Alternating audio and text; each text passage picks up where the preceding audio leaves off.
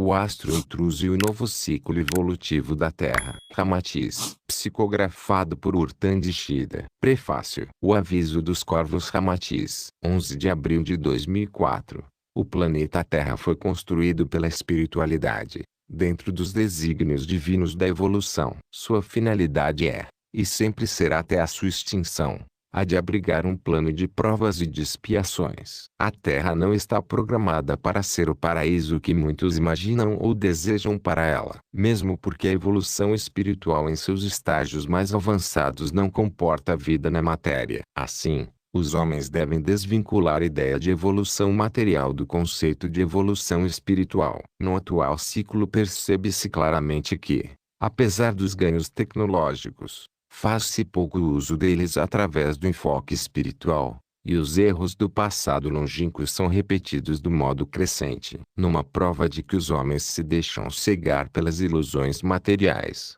em detrimento da realidade de seus respectivos espíritos. A continuidade desse estágio de equívocos renovados provoca, então, a mudança do rumo estabelecido para muitos que aqui se encontram encarnados, definindo uma quase estagnação espiritual, agravada por estímulos grosseiros daqueles que ignoram Deus. E isso exige a intervenção da espiritualidade para que os objetivos primordiais do planeta sejam retomados. O astro intruso surge para fechar um ciclo evolutivo e iniciar outro, que na Terra denominam de nova era, sem suporem, entretanto, que ela não está delimitada por datas estabelecidas pelos homens, mas por acontecimentos determinados por Deus para o bem da humanidade. No presente século os homens testemunharão fatos que há alguns anos eram tidos como praticamente impossíveis, ou passíveis de acontecerem somente no futuro de longuíssimo prazo. A aproximação do astro intruso,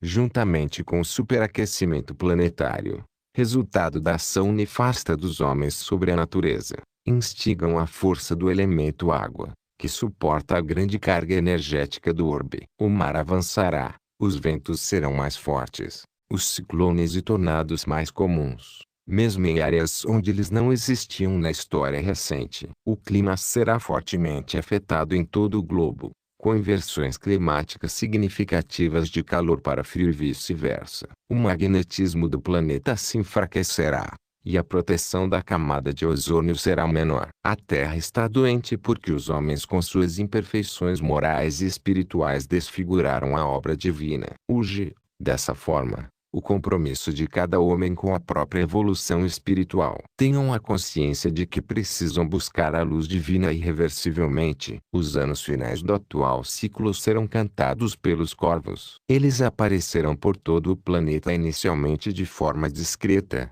e, depois, em reprodução crescente, devido ao desequilíbrio ecológico, o que chamará a atenção dos homens. Em várias partes, eles serão vistos em grande número como sinais da destruição, o que realmente ocorrerá com o final do atual ciclo. E, em outras, eles serão vistos como o reinício dos acontecimentos e de tempos melhores, o que também é pertinente com o nascimento do novo ciclo de Saint-Germain. Na Índia, o corvo com seu grasnido é apontado como mensageiro da morte, mas, na China, é entendido como uma ave que traz luz ao mundo. Tudo dependerá do enfoque que cada um quer dar à próxima mudança de ciclo, mas os dois sentidos se complementam. Portanto, conclamo a todos que reflitam sobre suas respectivas condições espirituais no planeta. Curem-se enquanto é tempo, pois esse é um trabalho que cabe a cada homem realizar por si mesmo. Concedam ao próprio espírito a chance de uma vida de luz,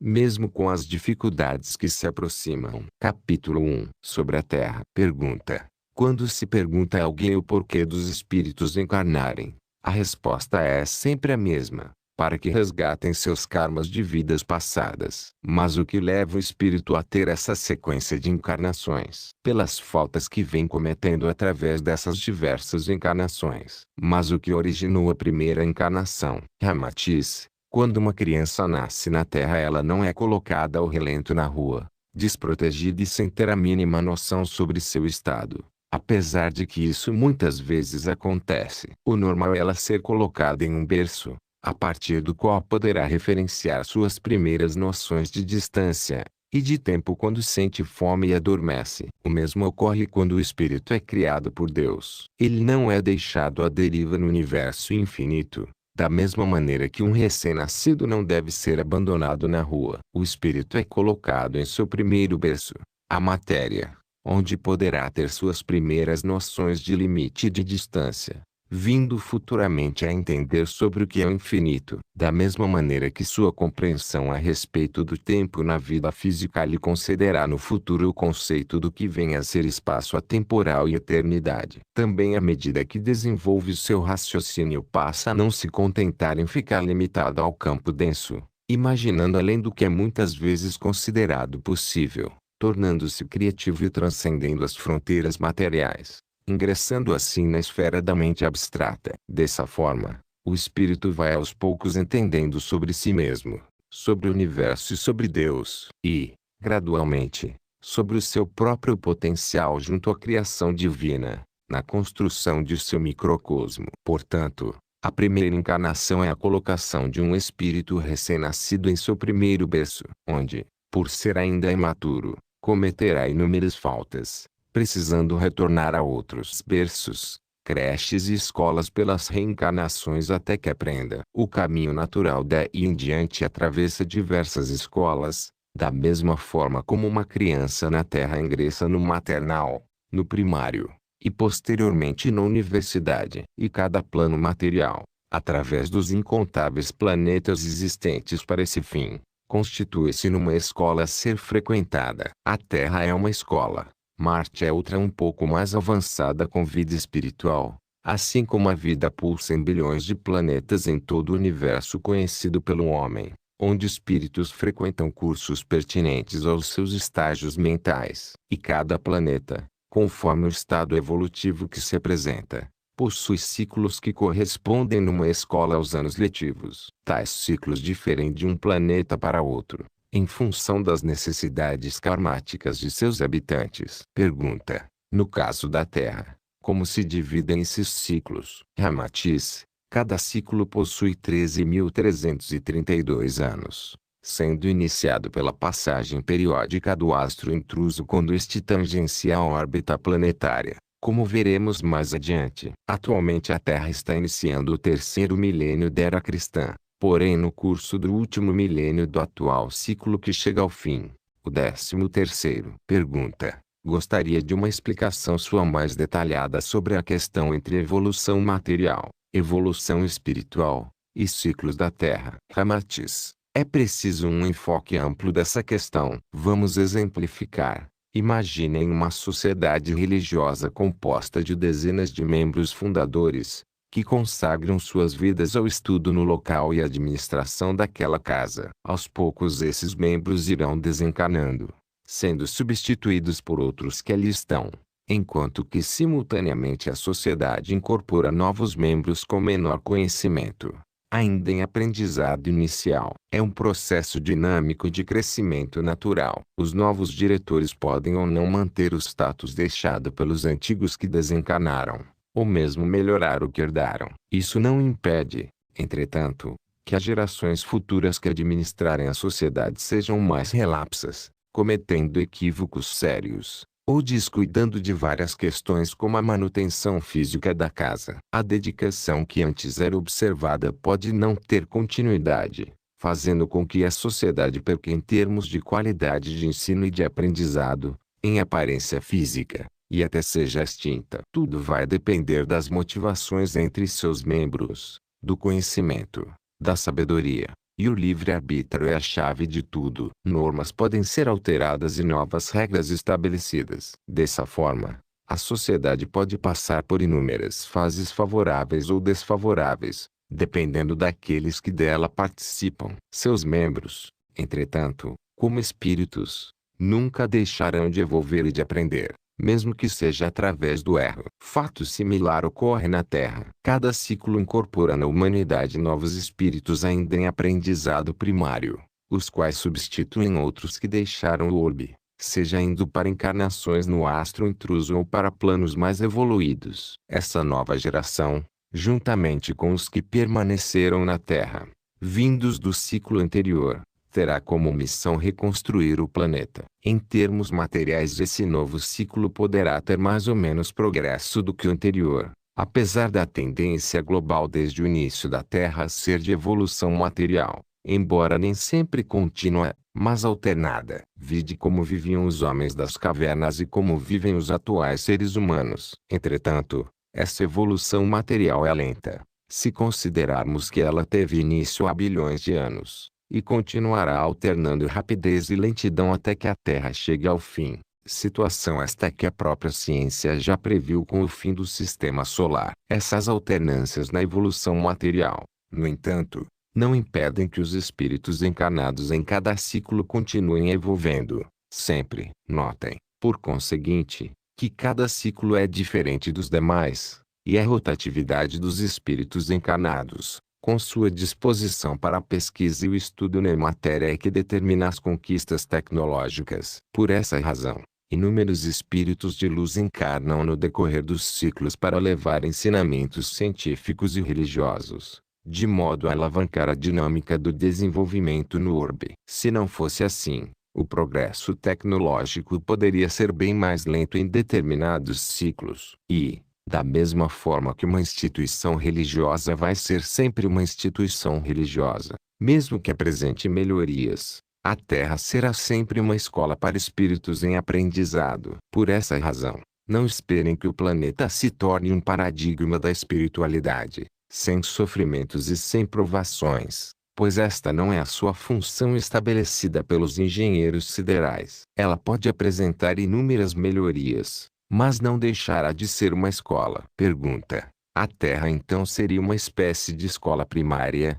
enquanto outros planetas poderiam ser classificados de cursos médios e universidades? Ramatiz: não existem termos precisos na linguagem da Terra quanto a essa classificação.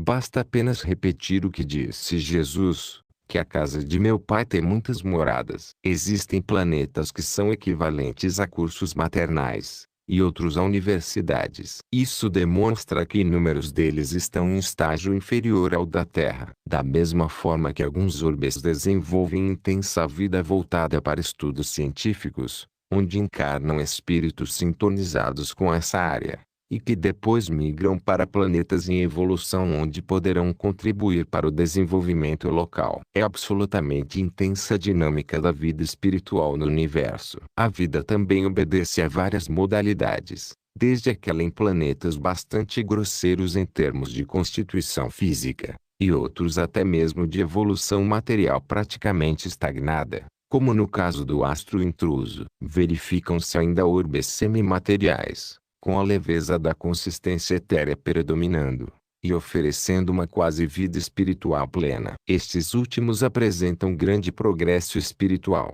Se pudessem ter acesso fácil a esses orbes mais evoluídos, entenderiam o porquê da Terra não se constituir em morada ideal, sendo apenas um estágio transitório. Pergunta: poderia explicar com mais detalhes a questão de certos ciclos poderem ser melhores do que outros posteriores em termos de evolução? A evolução não é contínua. Como algo mais recente pode ter sido pior? Ramatiz: vamos comparar cada ciclo da evolução espiritual da Terra a um ano letivo, quando bons alunos, através do livre-arbítrio, esforçam-se para aprender os ensinamentos que lhes são ministrados através das missões e das provações. Dessa forma, podemos ter anos letivos formados por alunos extremamente esforçados, que atingem o mérito de passar para escolas mais adiantadas, do mesmo modo que alguém sai do curso médio para a universidade. Enquanto em outros anos letivos os alunos recém-chegados à escola são mais relapsos, pouco aprendendo, a ponto de repetirem o ano ou até mesmo terem de deixá-la pelo mau aproveitamento. Isso demonstra que a escola pode ter um ano letivo de grande progresso, e outros subsequentes de menos progresso. Em termos de evolução espiritual, o progresso sempre existirá. Os espíritos estão sempre evolvendo, porém um ano letivo pode ter alunos melhores do que outros. Na história da Terra, houve alguns ciclos em que a humanidade obteve ganhos materiais e espirituais equilibrados em fase de elevado desenvolvimento, a ponto da maior parte dela ser promovida a cursos mais adiantados em outros orbes. Isso não impediu, entretanto, que alguns ciclos posteriores, como o atual, apresentassem situação aquém em termos de qualidade, porque tudo depende do livre-arbítrio daqueles que estão ingressando na escola. Pergunta. Entretanto, desde a sua criação a Terra apresentou grande progresso material. Ramatiz. Sim, porque a cada ciclo a espiritualidade realiza pequenos acréscimos na renovação da escola. Da mesma forma como os proprietários de uma escola investem em melhoria, novas salas de aula e contratação de professores mais capacitados, ou mesmo implementam novos cursos. Pergunta. Entendo então que não se deve confundir a evolução espiritual da humanidade com a evolução espiritual de cada indivíduo. Ramatiz. Um grupo de espíritos que forma a humanidade de um ciclo pode apresentar grande evolução espiritual naquele ciclo, sendo posteriormente transferido para orbes mais elevados. Outro grupo que ingresse no ciclo seguinte pode apresentar evolução, porém não o suficiente para abandonar a Terra, permanecendo nela também no ciclo posterior. O que difere entre os dois grupos é a capacidade de aprendizado. Todos evoluíram, porém em velocidades diferentes. Por essa razão, podemos ter grande número de alunos repetentes, ou mesmo transferidos para o astro intruso, fazendo com que um determinado ciclo seja similar a um ano letivo de pouco progresso, como que, em sentido figurado, prejudicado por constantes greves de professores, feriados em excesso, alunos mais relapsos e outras situações inusitadas. Houve evolução e progresso. Sim, porém em escala menor do que em anos letivos anteriores. É o mesmo que acontece com as encarnações. Alguns espíritos atingem grande progresso em várias encarnações seguidas, e subitamente, numa nova encarnação, deixam-se levar por questões que lhes atrasam a vida espiritual adquirindo novos karmas. Eles deixaram de evoluir? Não, mas aquela encarnação foi pior do que as anteriores, que lhes renderam maior progresso. É como se fosse um tempo pouco aproveitado, ou subotimizado. Pergunta. Isso em parte explica o porquê da Terra se conservar sempre como um plano de provas e de expiações. Ramatiz. Sim, porque a cada ciclo, novas levas de espíritos são transferidos para o orbe terrestre com a finalidade de prosseguirem em seus estágios probatórios. A Terra reúne condições para que eles tenham as chances necessárias de aprendizado, que incluem inúmeras provações como as que vocês estão habituados a ver. Por conseguinte, a Terra ergue-se como uma importante escola à disposição da espiritualidade, visando aprimorar a evolução daqueles que nela encarnam. Ela é um orbe de passagem, um estágio transitório, da mesma forma que vocês passam por escolas, cursos, universidades. A Terra foi construída para esse fim. Pergunta. E em tais levas de espíritos que migram para a Terra podem existir alguns que repitam faltas graves. É isso? Ramatiz. Voltamos novamente ao exemplo das encarnações de um espírito. Quando lhe é dada a chance, ele aproveita a oportunidade em si, mas não significa que irá aproveitar devidamente o tempo dessa encarnação modificando-se como deveria. Com toda certeza, irá evolver, porém, poderá deixar graves lacunas, ou adquirir novos karmas, que lhe farão passar provações mais severas em futuros corpos densos. O mesmo ocorre com essas levas de espíritos que são trazidas para a Terra. Por um lado, eles trazem também códigos genéticos que contribuem para a formação mais aprimorada do DNA local, sendo uma forma de interação dinâmica das várias civilizações que constituem o universo. Mas, por outro lado, muitos fraquejam na realização de suas missões, trazendo ainda para o planeta angústias, guerras, e outras situações de sofrimento. Muitos que estagiaram no astro intruso, por exemplo, e ali passaram por grandes sofrimentos, pedem novas chances no orbe terrestre, mas, quando encarnados, voltam a cometer faltas antigas que os levaram no ciclo anterior para aquele planeta higienizador. Pergunta.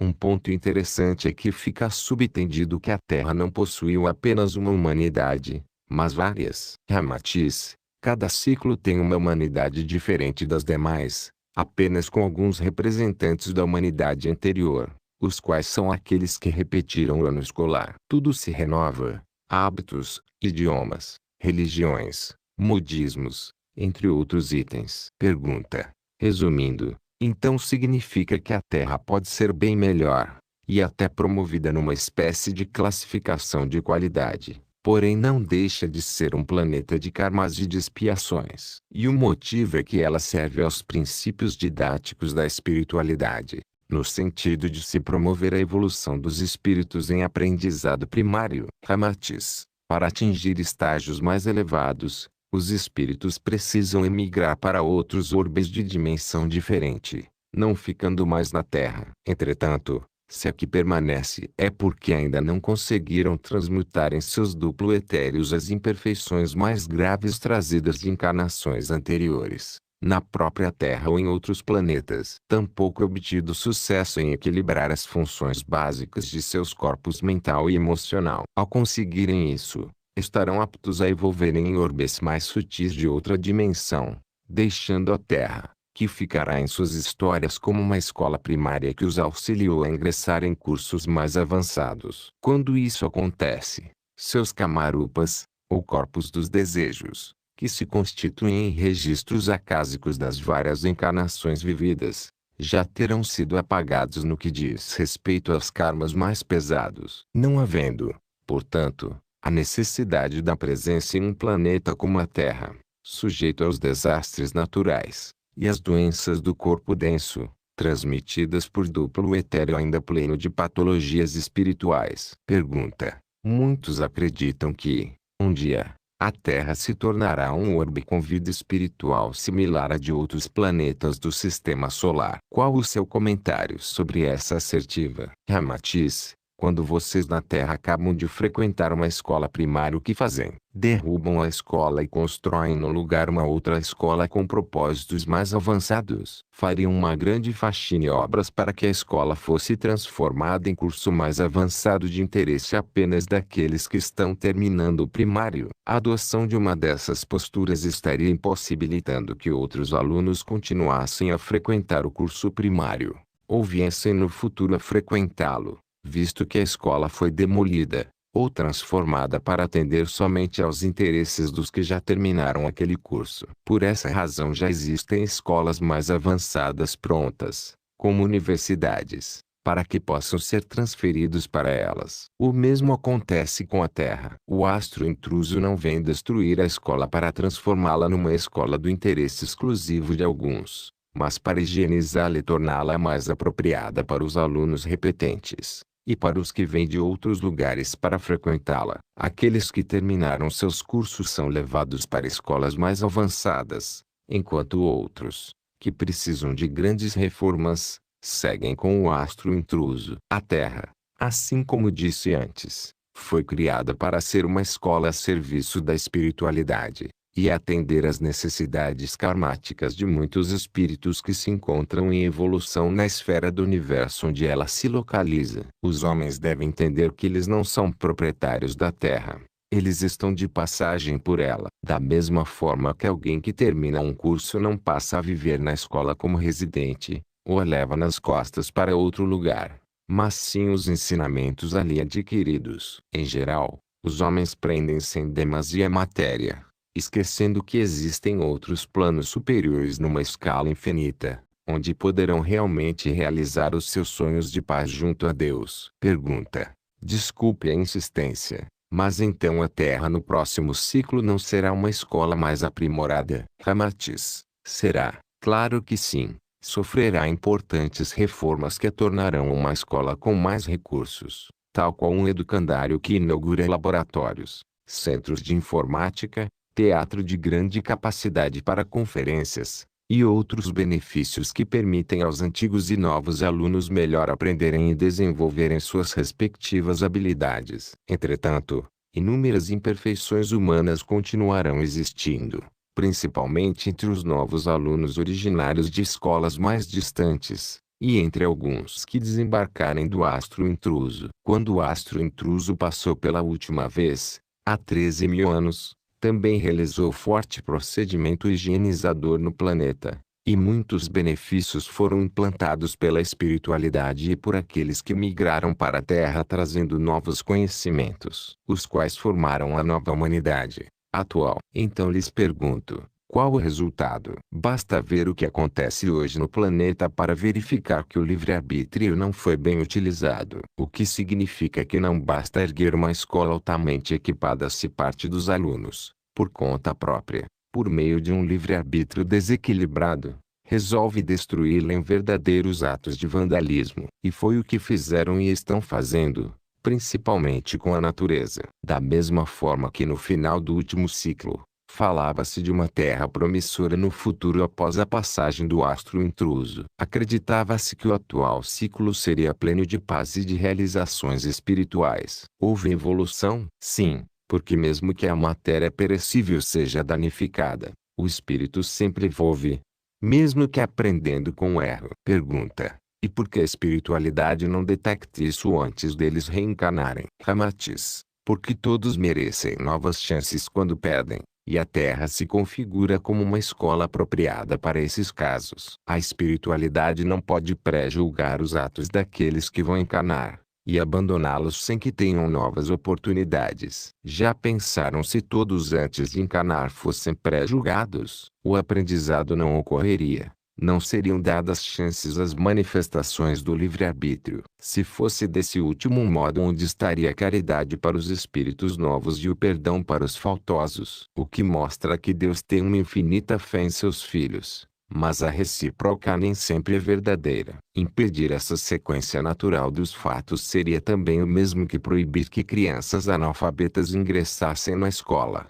alegando-se que elas nunca conseguiriam aprender por não saberem ler. Seria não somente uma contradição, mas ainda um ato egoísta e sem propósito, pois não se estaria concedendo as oportunidades de crescimento que elas tanto precisam, na escola adequada. E a Terra é a escola adequada para os espíritos primários em evolução que migram de vários outros orbes. Pergunta: então desejar a Terra em outra dimensão seria o mesmo que fechar a escola primária, impedindo o ingresso de novos alunos, e transformando-a num curso superior que apenas poucos se beneficiariam, por se acharem com esse direito? Ramatiz: desejar a transformação da Terra em plano de luz, para depois imaginar o reencarne nela, é despontar certo egoísmo, tendo em vista estar esquecendo dos irmãos de outros orbes que dela precisam para continuar seus processos evolutivos. E egoísmo significa imperfeição, com a qual não estariam preparados para encarnarem em planetas mais sutis de outra dimensão espiritual. Quem deseja viver em planos de luz não pensa na matéria,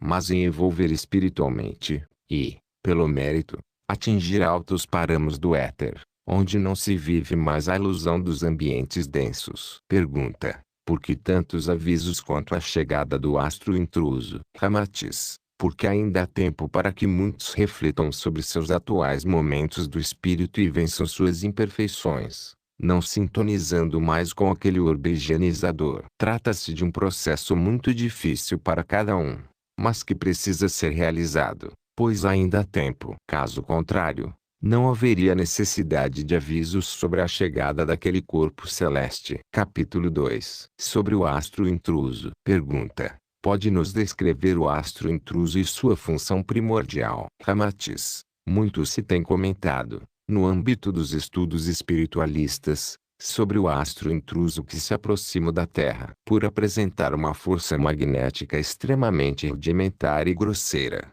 Ele, à medida que vai passando ao largo de planetas habitados situados em sua trajetória, atrai para sua esfera espíritos sintonizados com vibrações inferiores. Espíritos esses que não conseguiram atingir o desenvolvimento necessário ao processo evolutivo, e cujo renascer em planetas ainda primários se faz categórico. Esse mecanismo de atração concedeu ao astro a denominação de planeta chupão, sendo que outros nomes como planeta inferior, planeta higienizador, ou globo etéreo, também são aplicados. Mas o importante é entender o real sentido de sua existência. A princípio, o conceito de astro é um corpo celeste, que pode ser uma estrela, um planeta, um satélite ou um cometa, independentemente de sua forma, ou dele ter ou não luz própria. Mas, por outro lado, o nome planeta é mencionado, até intuitivamente, por razão específica. O astro intruso,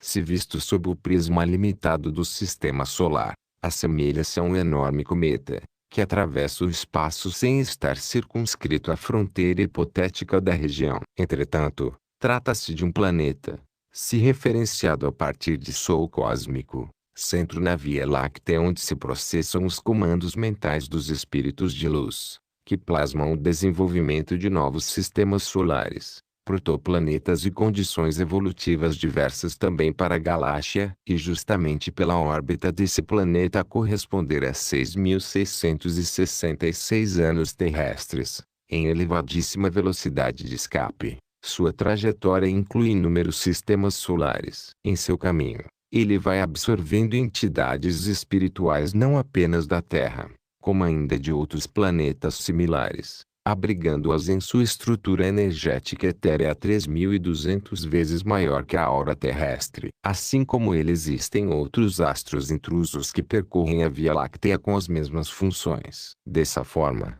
seu trabalho cósmico apresenta aspecto duplo. Não apenas o de servir de morada evolutiva de inúmeros espíritos, como de transportá-los de volta a seus planetas de origem quando alcançam a devida evolução. Além do que, muitos desses espíritos ainda não preparados para o retorno, porém já com certo grau de evolução que não os permita permanecer no astro, serão distribuídos por diversos planetas, de outros sistemas solares, para que lá continuem suas jornadas, o que implica ser o astro intruso um importante instrumento de estágio evolutivo, mas também de fluxos migratórios, assumindo o aspecto de enorme ônibus cósmico, destinado ao transporte de espíritos em evolução, cujas entradas e saídas serão determinadas pelas sintonias vibracionais que apresentam, por ocasião da passagem desse imenso veículo pelos diversos planetas constituídos em sua órbita. Pergunta: podemos saber quando o astro intruso tangenciará a órbita terrestre? Ramatiz: revelações sobre datas apocalípticas sempre geraram na Terra grandes tumultos. Fatos passados demonstram que simples passagens de século, ou datas estipuladas por mentes confusas, que lideravam seitas, levaram muitos ao desespero e até ao suicídio. O astro intruso é o dínamo do apocalipse, causando o cataclismo que destruirá quase que a totalidade da civilização terrena. Assim, a chegada do astro intruso deverá ser descoberta pelos próprios homens, que ficarão envolvidos por dúvidas e pela incredulidade. Se revelássemos a data, a chegada seria confirmada com anterioridade inoportuna, provocando especulações de curtíssimo prazo, agravando a situação já negativa do planeta. O caos se estabeleceria muito antes da passagem do astro, e a dor se espalharia com uma antecedência desnecessária e mesmo cruel. O que posso lhes dizer é que não tão cedo para que possam vê-lo encarnados como estão hoje, mas também não tão longe de modo que ainda tenham tempo de inúmeras encarnações regeneradoras. O tempo urge. Quanto mais cedo começarem suas reformas morais melhor. Pergunta: esse sol cósmico do astro intruso situa-se exatamente no centro da Via Láctea? Ramatiz: não exatamente no centro, e também não é o único. Existem vários na galáxia que se constituem em verdadeiros polos administrativos regidos pela espiritualidade. Apenas cada região refere-se ao seu Sol como grande Sol central. Pergunta: o movimento de expansão do universo contribui para o afastamento progressivo entre a Terra e o astro intruso? Ramatiz: a dinâmica do universo, em expansão, produz alternâncias cinéticas, gerando encontros do astro intruso com a Terra em órbitas tangenciadas, mas também desencontros a cada período de 6.666 anos, sendo que sua ação sobre o planeta ocorre com maior intensidade nos momentos de aproximação como o atual. É preciso lembrar, no entanto, que esses encontros já ocorreram inúmeras vezes nos quase 5 bilhões de anos da Terra, promovendo as correções energéticas e físicas necessárias ao progresso do planeta. Assim, o que vocês chamam de final dos tempos nada mais é do que o encerramento de um ciclo, e o início de outro, que renova as chances da evolução espiritual. A Terra já atravessou vários apocalipses, e muitos dos que se encontram hoje encarnados no planeta vivenciaram tais eventos no passado. Pergunta: Então o astro intruso nem sempre tangencia a órbita da Terra a cada 6.666 anos. Ramatiz: não, pois devido à dinâmica cósmica, pelo movimento expansionista do universo, os encontros com a Terra em termos de aproximação máxima ocorrem a cada 13.332 anos, o que corresponde a duas órbitas de 6.666 anos. Pergunta: por essa razão não existem registros científicos sobre a sua existência. Ramatiz: quando o astro intruso tangencia a órbita da Terra causa o cataclismo, e quando passa afastado faz numa época em que a humanidade ainda está em reconstrução, carente de aparelhos que registrem a sua trajetória. Pergunta: isso quer dizer que fica difícil provar a existência do astro intruso? Ramatiz: torna-se difícil, no caso, construir sistemas de consistências, ou mesmo um teorema de existência aceitável, pois mesmo a prova da possibilidade que deriva de inscrições antigas originárias de vários povos não é conclusiva para a maioria. A procura é por provas materiais, mas elas não existem. O astro intruso acaba se tornando verdadeiro axioma, cuja existência só é comprovada quando ele surge no céu e ocorrem os cataclismos. Pergunta: por que os homens são tão céticos quanto à possibilidade de novo cataclismo por meio da passagem de um corpo celeste, considerando que anotações de povos antigos já falavam do dilúvio e de um enorme cometa que causa o desastre? Ramatiz: a ideia do cataclismo ou do apocalipse está muito associada às concepções religiosas antigas e místicas ligadas à Bíblia e a outras profecias. E os cientistas estão mais voltados para fatos concretos que eles possam testar, do que em aceitar incondicionalmente premissas que tiveram origem há mais de 2.000 anos. Acrescenta-se a isso o fato do astro intruso ter órbita de longa duração, não sendo passível de estudo por parte dos cientistas da Terra. Cria-se, dessa forma, um impasse, em que o universo de dados sobre o astro intruso restringe-se às informações dos povos antigos e às mensagens da espiritualidade nos dias de hoje. E ambas são vistas com ceticismo pela maioria. São formadas então hipóteses carentes de qualquer confirmação, ficando a pauta sobre o astro fragmentada em diversas correntes,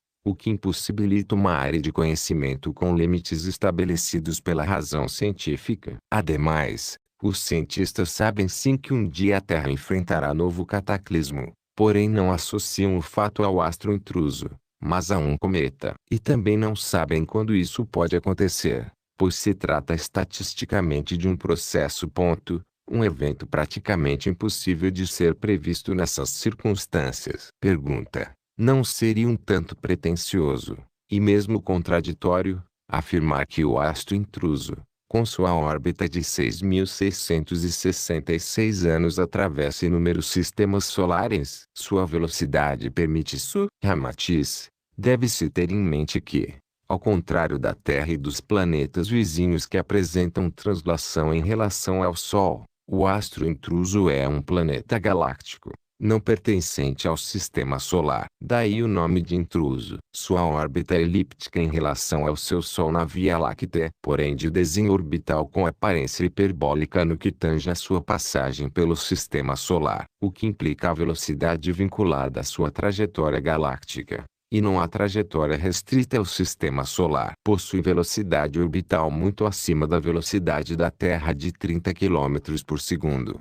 Assumindo ainda a velocidade muitíssimo superior à mínima de escape da Via Láctea, que está em torno de 110 km por segundo. Quando passar pela Terra, sua velocidade vai superar em muito os 150 km por segundo sobrescrito, causando forte impacto. Sua passagem mais parece a de um cometa fora dos padrões conhecidos. Por isso também é tão difícil ele ser localizado quando muito afastado da Terra. O astro intruso destoa daquilo que os cientistas conhecem como ortodoxo no universo. Sobrescrito Ramatiz não deixou claro a velocidade do astro intruso, Apenas fixou um parâmetro de referência para demonstrar que é uma velocidade extremamente elevada que foge à compreensão humana. Sua negativa em dar mais detalhes se deveu ao fato de que a revelação da velocidade exata e detalhes do movimento poderiam causar ceticismo. Apenas deixou entender que a passagem física do astro pela Terra será com enorme rapidez, pois uma passagem por demais demorada causaria danos irreparáveis ao planeta. O que mais atua nesse período é a força do campo magnético vinculado à aura gigante do astro intruso, a qual faz com que ele em sua totalidade seja 3.200 vezes maior do que a Terra. Foi mencionado, mas não explicado por Ramatiz, o movimento quântico do astro nas partes de sua órbita intersistemas solares, devido inclusive a forças gravitacionais distantes que fogem à nossa compreensão. Pergunta: poderia explicar melhor essa questão sobre a órbita elíptica e sua aparência hiperbólica? Ramatiz: a órbita do astro intruso é elíptica, sendo a sua trajetória de uma curva fechada, não aberta como uma hipérbole que caracteriza a órbita de cometas. Entretanto, por ser muito extensa, dá a impressão de ser hiperbólica quando ele passa pela Terra. Convém acrescentar também que o astro em momento algum abandona sua órbita original quando atravessa sistemas solares, descartando-se assim a existência de velocidade tangencial nessas fases. Ele não se desloca para fora de sua órbita, o que o faria assumir nova velocidade a partir daquele ponto. Inexistem velocidades diferenciadas dentro de um mesmo sistema solar. Alteração de velocidade sobrescrito ocorre somente nos segmentos intersistemas solares, quando a ação da gravidade dos sóis regionais inexiste, e a aceleração se faz por conta do Sol central que referencia o astro intruso. Pergunta: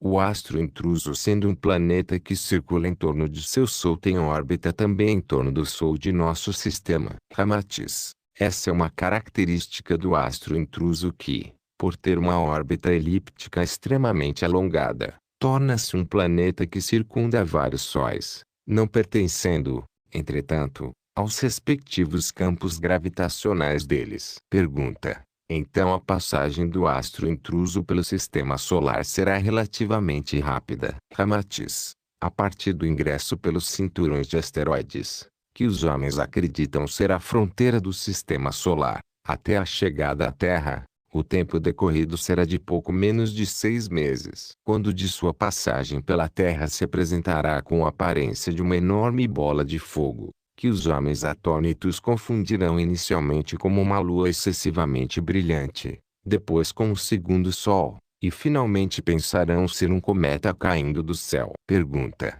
sendo o astro intruso de consistência denso-etérea, ele poderá em algum momento ser visto previamente pelos cientistas, ou mesmo a olho nu antes de sua aproximação máxima da Terra? Ramatiz: a capacidade dos homens recolherem detalhes a respeito do astro depende de instrumentos que denunciem a existência de forte magnetismo de cunho etéreo, o que ainda não é possível para os cientistas da Terra. Em termos densos, sua aproximação passará despercebida por muito tempo. Atravessará a nuvem de Oort e o cinturão de Kuiper, sendo confundido inicialmente como sendo um cometa, ou planeta desconhecido do sistema solar. Embora de tamanho similar ao da Terra, ele será ofuscado momentaneamente pelo Sol. Aproximando-se do planeta, poderá ser visto posteriormente a olho nu como uma imensa estrela. Entretanto, quando tangenciar a órbita terrestre, apresentará forte capacidade refletora,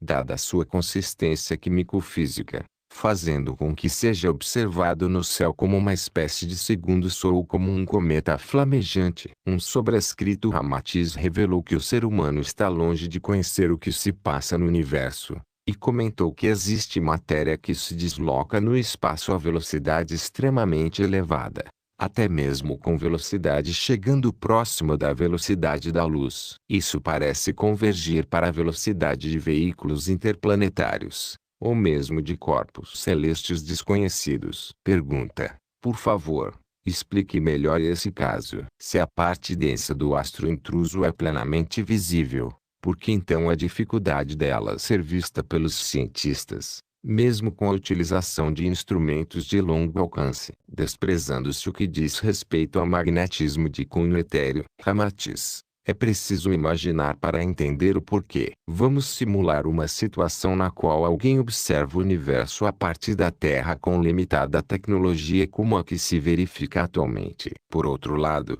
observador secundário estuda o universo de um planeta fora do sistema solar, porém com instrumentos altamente aprimorados. Naturalmente, o primeiro caso apresenta limitações, principalmente se considerarmos que os homens na Terra não conseguem saber mesmo inúmeros fatos que ocorrem ao seu redor. Já no segundo exemplo, o observador pode ter maior acuidade em seu trabalho, inclusive avaliar o que se passa no sistema solar, em termos de movimentação dos corpos celestes. Com os equipamentos que são e serão utilizados na Terra, os cientistas estão sujeitos a diversos erros, não somente sobre os fenômenos observados, mas também relacionados à presença de corpos celestes. Por exemplo, a existência das concentrações de asteroides no cinturão de Kuiper, além de Netuno, ainda promove certa confusão quanto à discriminação entre asteroides, cometas e planetas. Considere-se também que a descoberta do cinturão,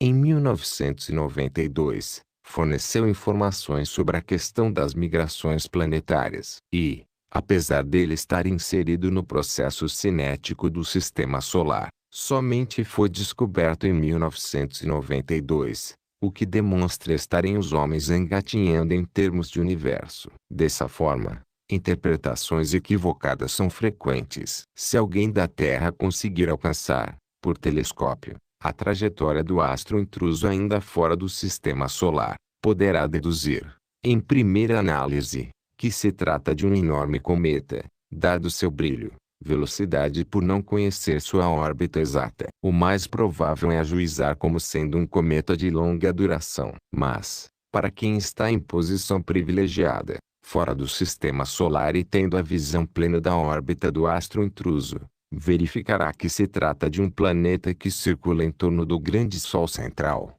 desconhecido dos homens. Pergunta: quer dizer então que o astro intruso somente será identificado quando estiver adentrado no sistema solar? Ramatiz: os cientistas da Terra não possuem instrumentos para calcular a órbita do astro, tendo em vista que ela apresenta forma elíptica que transcende, em muito, o sistema solar, não sendo possível determinar o Sol que é a referência, e cujo semi-eixo maior é desconhecido. As primeiras visualizações do astro causarão especulações, gerando relatórios confusos, classificados de prematuros e provisórios, não havendo consenso quanto à origem do astro e sua órbita completa. Pois é impossível aos homens o cálculo da excentricidade que determina a forma da elipse, pois seus eixos maior e menor não são conhecidos. Os cientistas habituaram-se a estudar e a conviver de perto com corpos celestes que se formam e navegam no próprio sistema solar. Algo galáctico dessa magnitude ainda é uma incógnita perturbadora. Pergunta: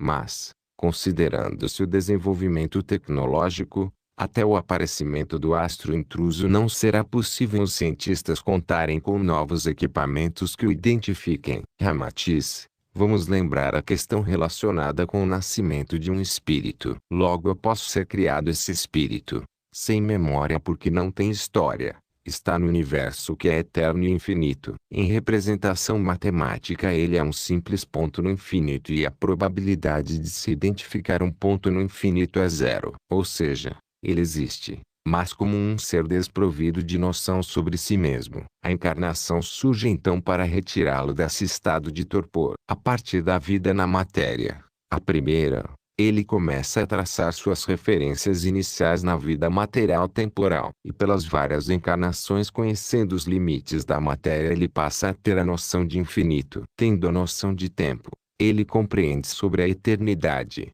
Assim como através da mente concreta ele poderá saber o que é mente abstrata. E surge a velha história de que ele deixa de ser um simples ponto no universo como referência não percebida, para ter dois pontos referenciais, um na espiritualidade após ser criado e outro na matéria, sua primeira encarnação. E com dois pontos ele forma a sua primeira reta da conscientização, começando a estruturar a geometria de seu microcosmo. Por outro lado, vamos lembrar a trajetória de um corpo através do universo. Ele pode ter determinada velocidade num espaço definido. Porém, se visto sob o prisma do infinito, sua velocidade será zero. Pois por mais que ele se movimente no infinito, será entendido como um ponto estático, imperceptível, com probabilidade zero de ser identificado. É como se ele não se movimentasse nem existisse, desaparecendo na grandeza do incomensurável. É isso que os homens precisam olhar com mais cuidado, pois tendem a projetar as limitações da matéria, sua referência primária, entendendo-a não como simples referência, mas como paradigma, fazendo o trajeto inverso que os conduz à ilusão. Paradigmas são o infinito e a eternidade. E por essa razão, mesmo que os homens tenham futuramente tecnologia mais avançada, ainda ficarão à deriva quanto a eventos como o do astro intruso, cujos objetivos seguem diretrizes ainda não compreendidas pela humanidade. E a explicação é simples: falta aos homens a consciência cósmica, aquela que lhes permite entender o valor crístico de cada ser. Quando resolverem parar de olhar só para o exterior, e passarem a vê-lo apenas como etapa inicial para que se preocupem com o que acontece em seus espíritos, como os tormentos que afloram em seus íntimos, e tentarem corrigi-los numa luta incansável pelo aprimoramento espiritual, então se elejem, voluntariamente, para jornadas evolutivas onde não encontrem mais astros intrusos. Enquanto isso não acontece, não adianta aprimorarem tecnologias, pois o mais importante de tudo, a compreensão íntima, ainda não existe. E o astro continuará passando e voltando para aqueles que não sabem identificá-lo, mesmo que contem com a ilusão de aprimoradas tecnologias. Pergunta: em termos físicos, portanto, as consequências do astro intruso somente serão conhecidas quando ele já estiver atuando fortemente sobre a Terra. Ramatiz: um acontecimento celeste gera informações de diversas naturezas, as quais, entretanto, nem sempre são absorvidas em sua totalidade pelos cientistas. Não apenas pela carência de compreensão sobre elas, mas também pelos ruídos que envolvem uma análise desprovida de conhecimento e de equipamentos adequados. Essas dificuldades geram erros, e quanto maiores forem as dificuldades, maiores serão os erros. No caso do astro intruso, a probabilidade de ocorrência de erros encontra-se em torno dos 97%. Os homens se verão frente a um evento até então considerado praticamente impossível de ocorrer, rotulado de inédito, e que lhes inundará de novas informações e de dúvidas que não poderão ser processadas devidamente e a tempo. As hipóteses podem ser construídas perante fatos inéditos, mas os eventos reais somente serão conhecidos a partir do momento que comecem a se manifestar, sem chances de reação. Vamos ainda descrever as informações emitidas naturalmente pelo astro intruso como sendo informações públicas, pois encontram-se à disposição de todos para serem descobertas e analisadas. Enquanto cada cientista, cada habitante da Terra, possuirá opiniões próprias, que geram informações privadas, de caráter estritamente pessoal. A grande maioria da população entenderá a chegada do astro como sendo uma farsa, enquanto outros a compreenderão como mais um dos muitos perigos que circundam o planeta, mas que será desviado em tempo. Entenderão que ainda não será desta vez que a Terra terá de enfrentar o cataclismo, o que torna a expectativa sobre o astro um rol de equívocos. E, quando o menos provável para os terrestres ocorrer, ou seja, o inevitável, então a humanidade despertará, porém tarde. Pergunta: algumas correntes espiritualistas afirmam que já estamos no final dos tempos. Pode nos esclarecer se isso tem fundamento? Ramatiz: intuitivamente sentem que os tempos atuais estão no fim. Essa informação está no espírito dos homens que já viveram o cataclismo da Terra. E quando digo que já viveram, não são apenas aqueles que se encontravam encarnados, mas também desencarnados no plano etéreo, e testemunharam o horror para muitos que representa a hora da verdade. A tristeza de ver tantos caindo nas próprias armadilhas que armaram no decorrer de suas existências no planeta. Outro aspecto que cabe mencionar é que a órbita do astro intruso forma em sua trajetória uma elipse não apenas em termos de formato, mas também uma elipse energética marcada pelas vibrações que dele emanam. Pergunta: falava-se muito da chegada do astro intruso à órbita da Terra no final do século XX. Isso não aconteceu. O que houve em relação à profecia? Ramatiz: o astro intruso é um corpo celeste que existe há bilhões de anos realizando o mesmo trabalho de higienização espiritual em diversos planetas tangenciados por ele. Em torno da Terra, sua órbita está plasmada numa elipse energética que poderia ser seguida facilmente por um veículo espacial munido de equipamentos apropriados que os homens não conhecem. É como se fosse uma grande artéria, onde no lugar do sangue corre a energia que ele plasmou em toda a sua existência. E à medida que eu se aproximo da Terra, mesmo ainda distante em termos de tempo do planeta, essa energia se torna mais forte naquele segmento da órbita no qual ele se encontra, influenciando sobremaneira os acontecimentos quanto aos homens e à natureza. Dessa forma,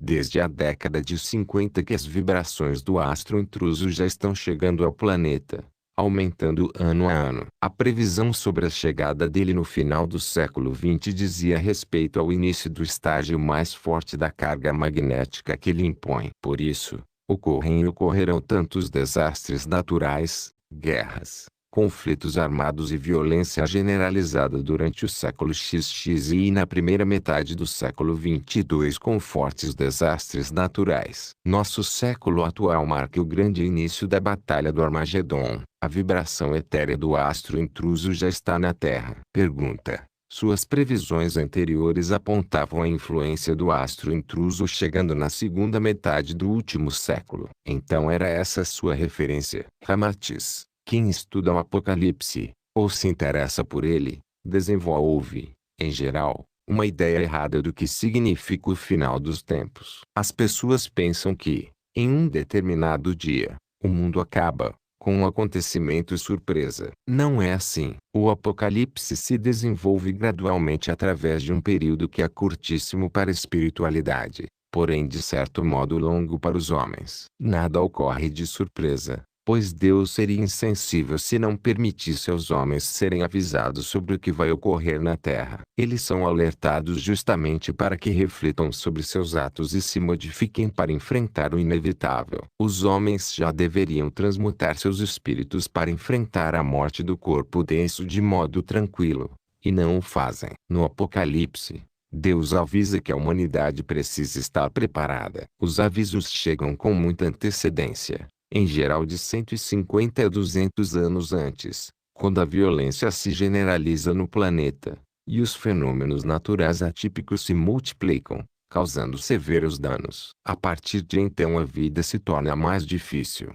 como numa última chance para que os homens se modifiquem. O Apocalipse, assim, se manifesta como uma doença terminal de longa duração, a qual permite ao enfermo pensar sobre o que praticou na vida. No caso, a humanidade está doente. Pergunta: no caso, então, o processo seria para dar tempo de curar o espírito? Ramatiz: quando alguém contrai uma patologia bacteriana na Terra necessita de antibiótico, mas não significa que ao tomar a primeira dose estará curado. Dependendo do problema, ele poderá precisar do medicamento por 5 a 15 dias, por exemplo, e mesmo assim, depois de terminado o tratamento, algumas características da doença ainda se manifestam, apesar dela já não existir mais. O mesmo ocorre com a doença do espírito. Durante séculos um espírito adquire karmas negativos em suas várias encarnações, e não será de uma hora para outra que conseguirá resgatar toda essa dívida. Dessa forma,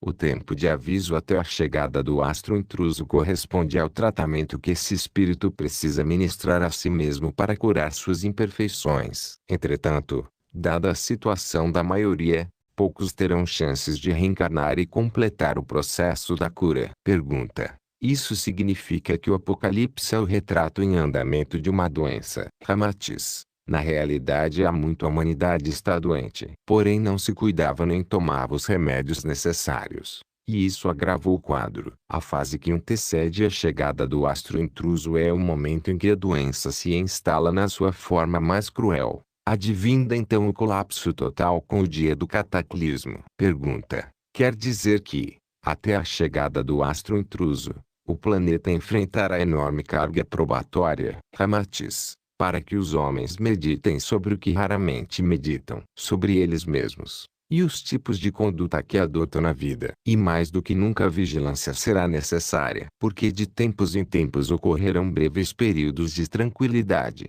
que farão muitos pensarem equivocadamente que o mal se afastou da vida, e qualquer descuido trará problemas futuros. Entra-se numa fase na Terra que os homens deverão cuidar da própria evolução de maneira irreversível. Não poderão mais baixar a guarda como fazem há séculos.